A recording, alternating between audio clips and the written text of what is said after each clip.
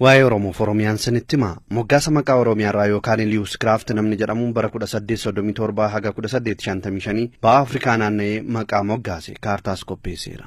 Oromiyaa har'aas Ormaaniyaa jedhee moggaasee ture. Bara 1970 keessa immoo biyya Oromoo jedhamee moggaafame. Achis bara 1976 keessa Oromiyaa akka jedhamu ta'eera. Kuushii fi Oromoo Liwuskraafti 1846 irraa fudhatame. Waa'ee afaan Oromoo yoo ilaalle immoo Afrikaa keessatti afaan Oromoon afaanota Haawuzaa fi Arabaa ta'anii sadarkaa sadaffaa irratti dubbatama. Afaanota Afrikaa 1000 ol ta'an keessaa afaan Oromoon kan bal'inaan dubbataman 5 keessatti ramadama. Afaanota Kuush 40 ol ta'an keessaa afaan Oromoon dubbatamuun tokkoffaadha. Afaan Oromoo saboonni kanneen akka Geediyoo, Sidaamoo, Hararii, Kambaataa, Somaalee, Atawaa, Bartaa, Halaabaa, Guraagee, Amaarrii fi kanneen biroon ni dubbatu. Kitaaba Tekle Tsaadiq Makuriyaa 1961 irraa fudhatame. Bara 1934 haga 1966 Afrikaa keessaa afaan Oromoon qofatu akka hin dubbatamne dhorkame. Afaan Oromoon yeroo jalqabaaf raadiyoon kan tamsa'e bara weerara Itaalii 1928 haga 1933 ture. Lexical Aspects of Oromoo Gerjaa Jiibii irraa fudhatame.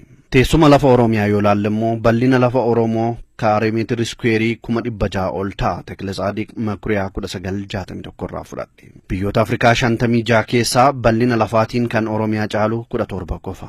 Oromiyaan bal'ina lafaatiin Faransaay ni caalti. Bal'inni lafa Oromiyaa biyyoota kanneen akka Kuubaa ida'u, Bulgaariyaa ida'u, Biriitaaniyaa waliin wal qixxa. Topograafiin Oromiyaa kaabaan digirii 2 haga 12, lixaan digirii 34 haga 44 irratti argamti. Oromiyaan bahaan Somaalee, Affaarii fi Jibuutiin, lixaan Sudaanii fi Sudaan kibbaan, kaabaan Amaaraa fi Tigraayin, kibbaan Keeniyaa fi gamisa Somaaliyaan daangeffamti. Kraaft 1842 irraa fudhatame. Bal'inni lafa Oromiyaa Itaaliin dachaa 2 ta'a. Oromiyaan nyaata aadaa kanneen akka aannan, damma, dhadhaa, foonii fi akaakuu midhaanii, cumboo, kashii, caccabsaa, marqaa, mooqa, buna qalaa, cuukkoo, biddeena, ittoo fi kanneen kana fakkaataniin beekamti.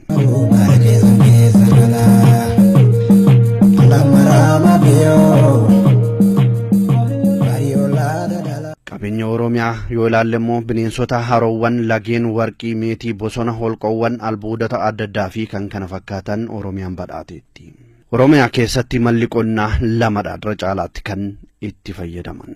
Qonna midhaanii yoo ilaalle buna, qamadii, garbuu, boqqolloo, xaafii fi kan kana fakkaatantu bal'inaan oomishama. Horsiisa beelladaan immoo loon, bushaayee, re'ee foolaa, gaalaa fi kottee duudaa sadeen gaangee, fardaa, farreen bal'inaan ni jiru.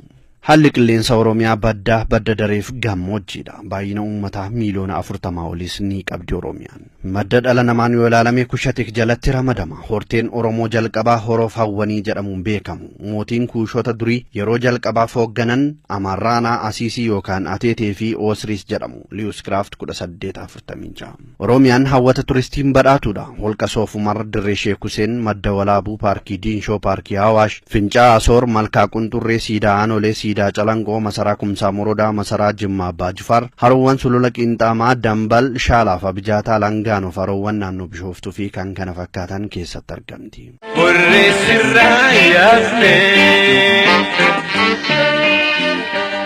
Oromoon gootota hedduus qabdi. Abishee Garbaa, Oliiqaa Dingil, Muluu Wasanuu, Leenjisoo Diigaa, Roobaa Buttaa, Hajii Adam Saaddoo, Aliyyi Cirrii, Koloneel Huseen Bunee, Jeneraal Waaqoo Guutuu, Waadaay Hubataa, Buubaa Bal'aa, Caammaa Nuur, Elemoo Qilxuu, Taaddasee Birruu, Faxxansaa Iluu, Daannoo Beeraa fi Abbabee Biqilaaf kanneen kana fakkaatan hedduuti jiru. Oromoon sirna dimookiraasii, sirna gadaa adda ta'e ni qaba.